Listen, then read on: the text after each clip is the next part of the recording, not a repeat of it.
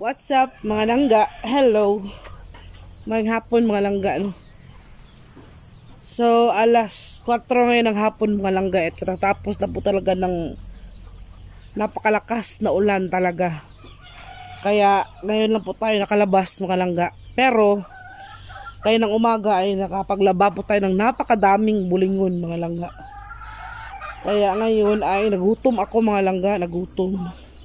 Maghanap tayo ng papaya no na pwede nating kainin kay feel ko talaga yung gutom mga langga. Kasi ang dami kong nalabhan mga langga, dami kong inubos ko talaga yung labhan yung lahat ng mga bulingo namin. Pero before tayo maghanap ng makakain, puntahan na natin yung baboy namin mga langga. So let's go.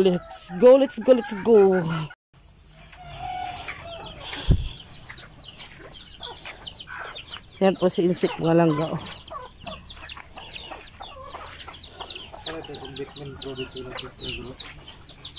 Supposed to be mga langga yung aming panginahing baboy ay nalipat pa po dito sa kanyang farrowing na kulungan mga langga.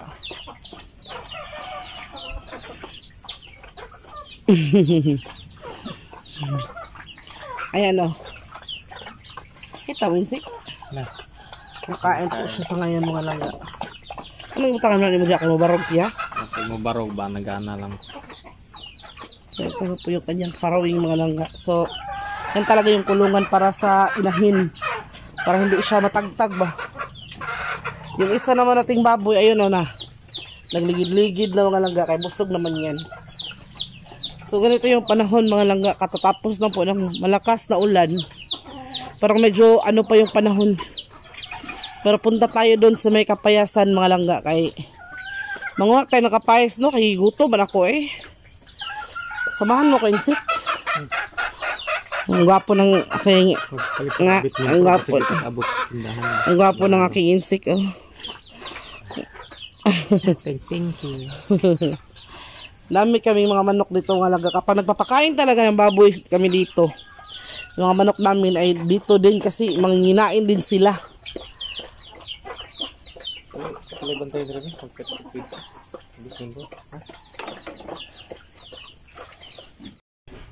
mga langga, no, hindi na natin pinatagal pa. Pinakuha ko na si insect ng papaya. Since nakita ko naman na meron may hinog mga langga. So yan, 2 hinog po mga langga. Kaya sinabihan ko na si insect na please kunin mo insect kasi nagugutom ako. Kaya yun, ay parang 3 yata. Marami yatang hinog dito mga langga. Kaya yun, pinakuha ko na kay insect talaga mga langga, no. Hindi naman masyado yung mataas mga langga. Nasa mababa lang na punuan yun. Pero yung iba talaga, nasa matataas na part kaya hindi na namin nakuha. Kaya malalaglag na lang sila ng kusa mga langga at masasayang ba. Kasi pagdating sa baba, lata na kayo siya niya. Pangit man kainin kapag masyadong malata mga langga. Masarap yung medyo matigas-tigas pa. Medyo manibalang yung yung texture bitaw niya. Kaya yun no, nag-isip mo na si insect ng yung idea kung paano niya kunin. Kasi pag nahulog ba, baka masayang lang na nagpatulong tayo dito kay Superman. So ayan mga langga no, kinuha na niya yung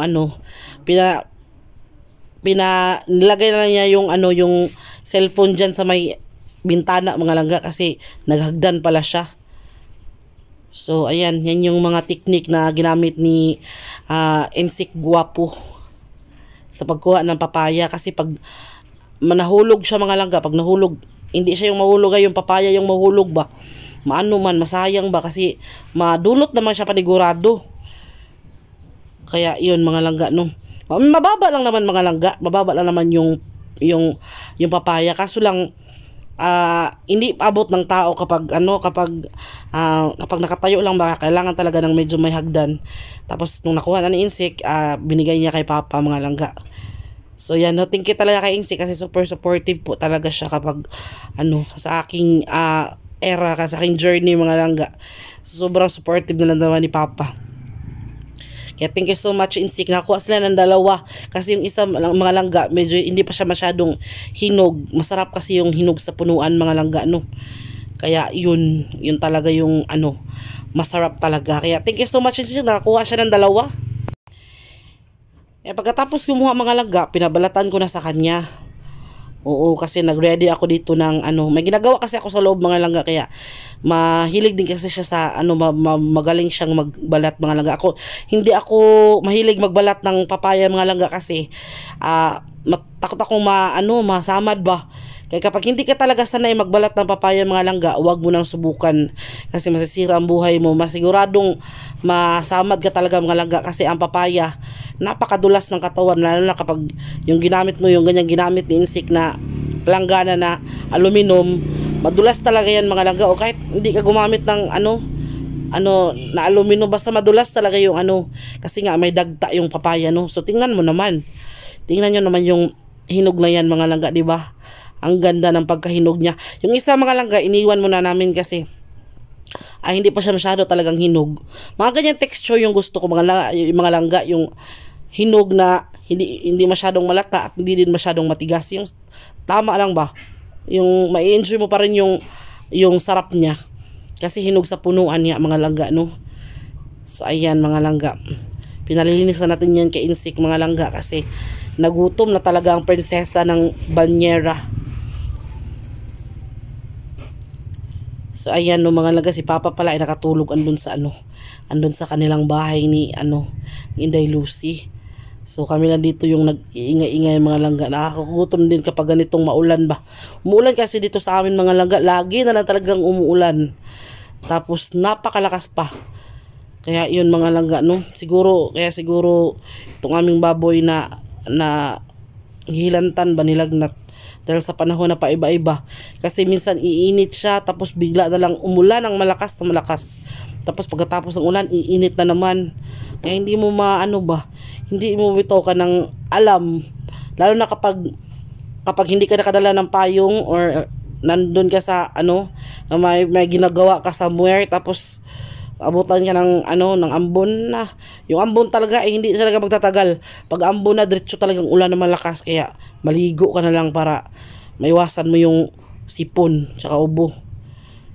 Mahirap talaga sa panahon ngayon. Ang mahal pa naman ng gamot. Buti dito sa bukid, marami kang makitang mga herbal na gamot, pero minsan talaga mga langga, hindi na siya gumagaling sa herbal.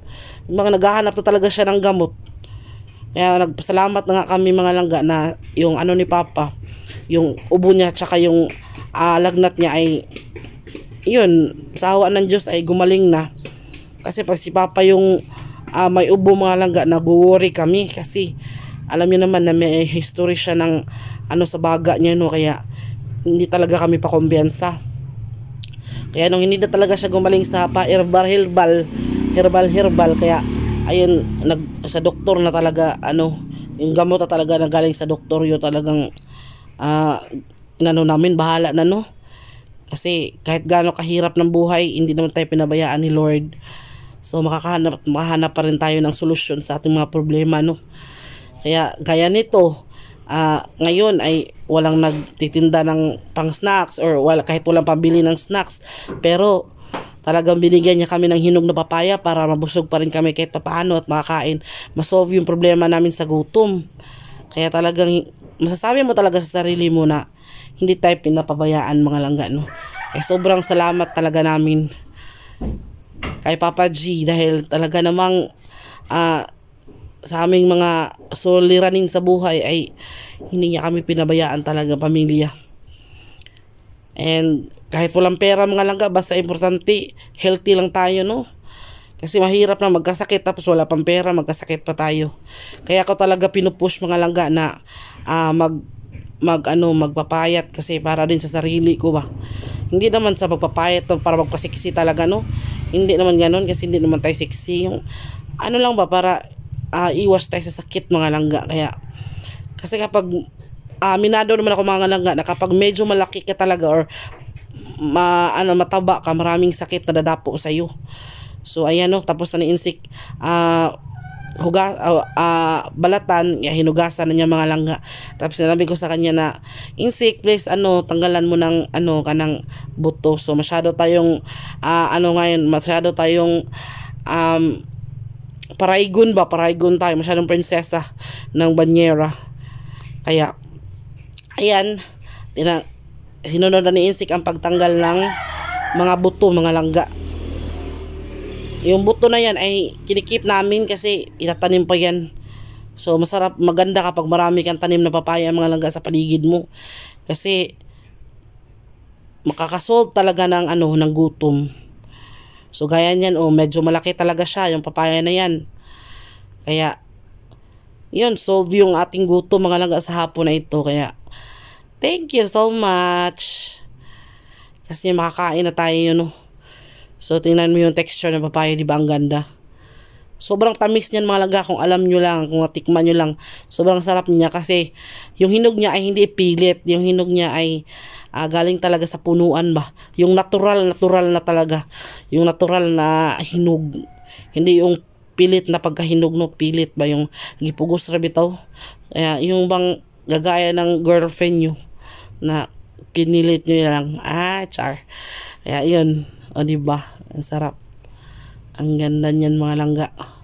So thank you talaga kay Insik kasi nag-exert siya ng effort talaga para makakain kami ng snacks na yan, ng napakasarap na papaya na yan. At saka ayan, 'di ba? Hindi siya masyadong hinog, hindi din siya masyadong matigas. Yung tama lang na pag ginagat mo siya, napaka-juicy talaga, mga langga. 'Di ba? Tamang-tama sa amin yung tatlo ni Papa. Siguro kanang mo alang kuanan si Papa, binlan ba? Kay na parang natulog pa yata ayun. Kapag ganyan si Papa natulog ng tanghali, mga langga, hindi namin talaga yan dinidisturbo kay kanang minsan kasi sa gabi hindi kasi siya makatulog ng maayos. Yun bang madali siyang magising, tapos kapag nagising siya hindi na siya makatulog ulit. Kaya yun, mga langga, kapag nakatulog siya ng sa araw o sa tanghali, hindi namin yan dinidisturbo para makabawi siya ng tulog ba. So ganyan namin kamahal yung aming papa, no. So sa lahat ng may mga papa dyan, sana, or hindi lang sa papa, mama, auntie, yung mga nagmamahal talaga sa inyo, wag nyong wag nyong palampasin ang higayon. So let's eat na, mga langga, no. O tamang tama at tapos. Hello, mga langga. So ito na yung binalatan ni Insik, mga langga, na papaya. So, nakita nyo ba yan, mga langga?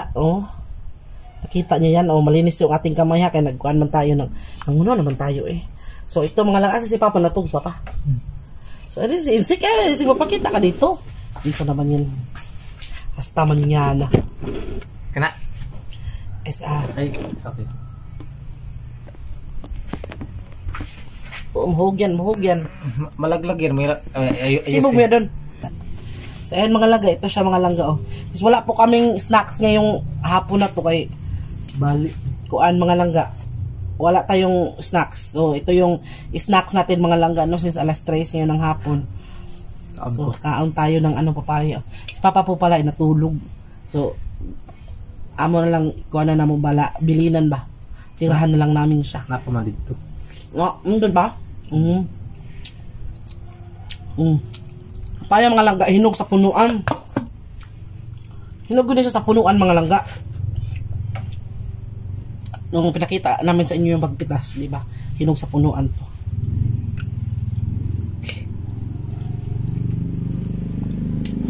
Ito, mga langga, dito bawal sa akin, kaya papaya man to.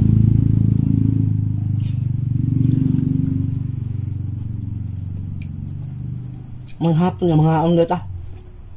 Storya din, Insik.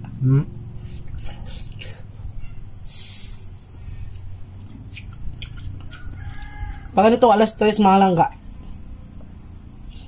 gutom talaga ako kay ang akong kuan kanina, paniud to, lunch ko kanina. Kuan lang, ang palaya at saka kuan, usa kamuti.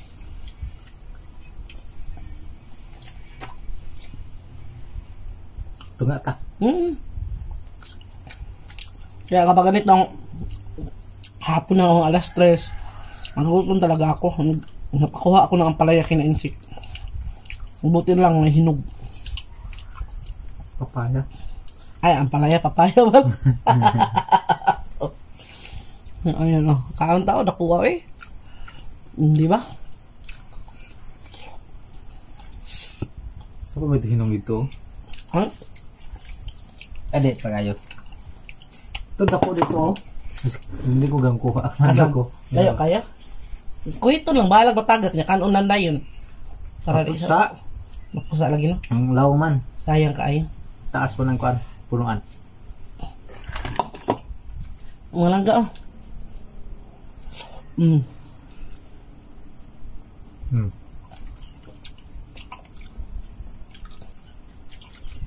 Alam niyo mga langga, minsan lang talaga kami makapag-vlog kay may problema man kami ngayon eh.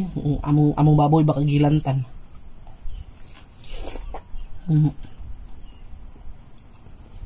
Siguro dahil sa panahon. Nilagnat yung tao, baboy pa. Uso kasi dito ngayon mga langga ang ubo, sipon, hilanat. Walang ligtas kahit ano. Kahit hayop, no? Basta kuan. Ano mo kuan uso ba?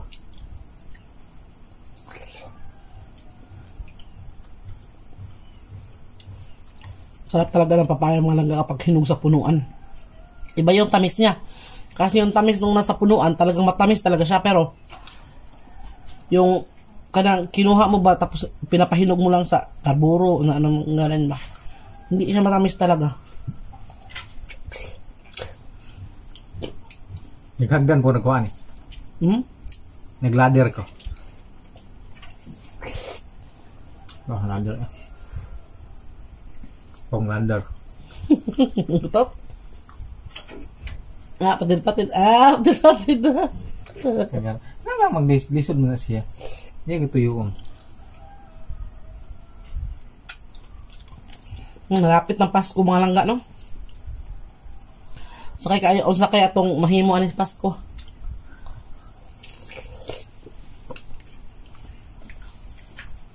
Ikaw nga ito sana busin na naman muna. Amin mga langga, madawat naman may tagaan may kuan. Christmas balls. Happy tigil ng Pasko. Mm. Malapit ang Pasko.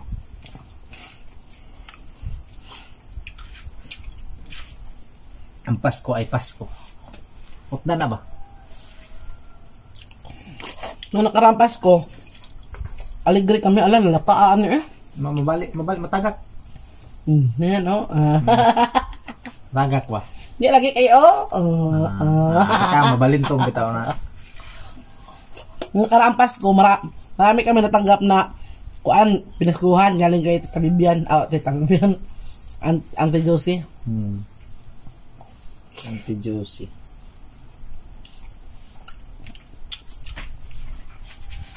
Ngayon, parang mingaw yata kasi Auntie Josie. Ano naman, busy. Busy ka na yung business. Busy sa kanyang buhay-buhay.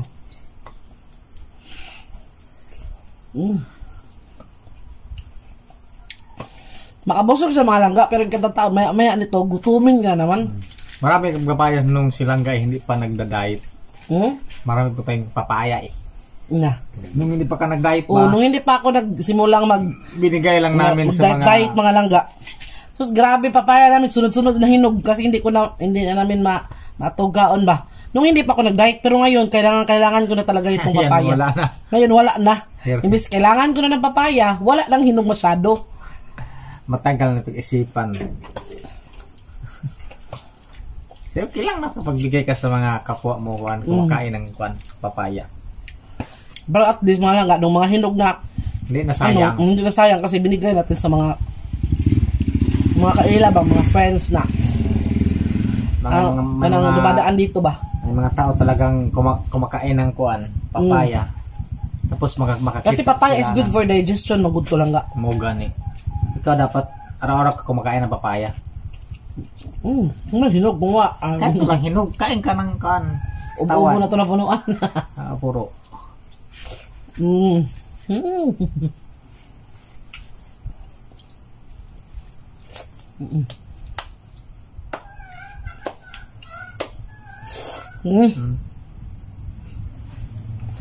Ilang araw mo na ngayon langga? 7? 8 days. Pang 8 days na si langga ngayon, mga kensik. Abangan 8 ninyo. days ko na hindi ako kumakain ng rice mga langga. Abangan ninyo As in, totoo talaga. Kahit tanongin mo pa rin insik. Ayan, ubos na. Ang goal ko din talaga mga langga. Yung mawala ito Ito ba ang aking kuan, divided chin. Para gumaan din yung pakiramdam ko mga langga. Pero sa 8 days ko na hindi ako nag-rice, meron talaga akong napansin. Kasi medyo lumiit na yung chan ko, hindi ko na masyadong nakikita yung chan ko. So medyo lumiit na siya. Meron pa rin. Hindi naman madali yun mga langga. Hindi man madali na makuha. Isang linggo pa lang makuha na agad. Hindi madali yun mga langga. Grabing disiplina ang ginagawa ko talaga para naman thanks God. Para naman kanang ma-achieve yung goal ko. So no rice for 1 month. 1 month ba? Hindi, hantod sa mugamay ko. Pero siguro, pag dating ko ng 1 month mga langga, mayroon tayong cheat day, o mayroon tayong mag-rice good once a week, or mga ganun ba? Mingan, kita na muskan di numi kaila. Magkuhan sa maratag Amerikana na. Pero, kung medyo makikita ko na talagang na ako, may difference na, may kaibahan na yung pangatawan ko kasi, alam nyo mga langga, ngayong araw lang hindi lang ako nag-workout kasi nag-workout ako every afternoon. Ngayon hindi kayo malakas man yung aking regla mga lang regla man tayo ngayon. So malakas yung regla ko ba kapag gumalaw ako sakit talaga yung akong batang ba kaya sinabi ko kay Insik na hindi mo na ako ngayon siguro bukas na or sa sunod na araw pag medyo mahina-hina na yung aking regla. So hindi tayo niregla ng mga 2 months mga langga kung bata na to na dako na mura na pero meron niya tayong PCOS kaya ayun hindi na ako nagtaka kung bakit hindi ako niregla ng mga ganung mga buwan. Minsan nga umabot ng 4 months lang 3 months 4 months mga ganun hindi ako niregla kung bata na yun na pareho po kami ni May Timang kaya nga ayun change of lifestyle kailangan nating ibahan kailangan nating nun yan ang usbon ba ang nakasanayan natin. Ay, kung hindi tayo magsakripisyo, hindi natin disiplinahin ng sarili natin mga langga sa Diyos ko Lord. Maano tayo ikaw pa rin ang kawawa. Kaya magsa-shout out tayo, ma'am. Shout out to Ma'am Adelina ko. Shout out langga watching from Toronto, Canada. Hello Ma'am Adelina ko. Hello ma'am. Shout out to It's Me Mama Zen 6257 from Laguna. Lagi siya nanonood daw. Di lang daw siya nagko-comment lagi sa aking mga vlog pero lagi siyang nanonood mga langga. So yun. Yun yung mga nagpapa-shout out So mga gusto magpa-shout out dyan, free po kayong maglagay ng comment sa comment section mga langga. Gusto niyo magpa-shoutout. So, maraming salamat ulit sa mga nanonood lagi ng aming vlog ni Insik. Kahit napakasimple lang, and pasensya na ulit kayo kung paminsan-minsan talaga hindi kami makapag-upload kasi nga meron po talaga kaming inaasikaso sa ngayon. Meron kaming konting problem. Kaya sana ipagdasal nyo din kami na kung ano man ito ay malampasan natin ng matiwasay. Kaya maraming salamat ulit sa pagsama sa akin every day of my journey. So, sana na talaga ma-achieve natin itong ating goal. Kasi gusto ko talaga mga langga na I want to change. I want to change my life. So, yan na mga langga. Thank you ulit sa panonood and maraming salamat ulit. Busog na ako sa aking, nakaubos ko na 3 papaya. Ayun, 3. Na 3 papaya, 3 slice. So, nabusog na ako and maya mahirap mag-diet mga langga kaya kailangan mo talagang mag-isip kung ano yun na naman yung kakainin mo kasi lalo na mga langga mag-diet ka tapos lalo na kapag fruit diet yung ginagamit mo tapos wala ka pambili ng mga ganun ba mahirap mga langga kung hindi ako nag-diet mga langga hindi sana masyado ako nahirapan kasi kung may bahaw lang kain mo na ako ng bahaw mais o lugaw pwede naman yun pero ngayon kailangan ko talagang bumili ng kamote o bumili ng patatas or kailangan ko talaga kasi may kainin kasi mamatay man tayo kung hindi tayo kumain. Wala man tayong lakas kung hindi tayo kasi wala tayong rice.